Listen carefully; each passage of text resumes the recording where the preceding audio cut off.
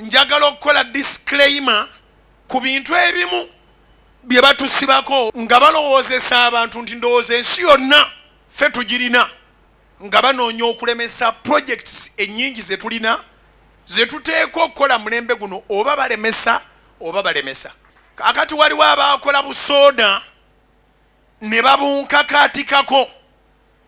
Nze bwe mba nkola ekintu Canan eteekwa kitegeera kibeera ku Soloti FM ne ku Soloti TV. Balowoozesa ensi nti nyina obugagga bungi nnyo, sente zammwe ze mumpadde okuzimba Pentagon zaagenda dda mu projects.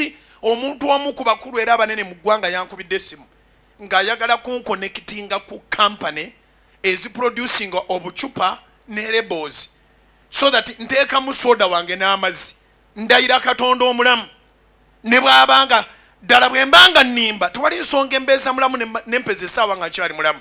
Ebintu bye bankakaatikako mu kibuga sibiriimu naaka, naye Katonda bw'akuwa erinnya simanyi kibaawo mu nsi kubanga alisiiga ettoomi akola ebyokunywa bitundire mu linnya lyo, banaaterana kunkola muwalagi naye ŋŋumye mu linnya lya Mukama. Kubira Mukama engalo ez'amaanyi obanga okiwulidde. Tewaliyo kyakunywa kyonna kya ttaka lya Canan, kya House of Prayer, kya Soloti FM oba kya Soloti TV. Ensimbi z'abantu ze baatwesigisa nga ttiimu gyeziri. Twala obudde ogendeko mu Centenary Bank oba funa poliisi, funayo engeri ya order nga ya government ogenda obuuza oba nga sente ze mutuwa eza Pentagon teziri ku akawunti kwe ziteekebwa oba kwali kuvuddeku wadde 10. Nyina byempitamu bingi nnyo naye okuva edda mu byafaayo byange saatendekebwa kulya bitali byange. Ate ekyokubiri saatendekebwa kubeera user. I don't use people. Abantu ababeera mu bulamu bwange bambenefitingamu nange ne mbabenefitingamu. Era nsaba Katonda akuleetera abantu ng'obagasa nga nawe bakugasa.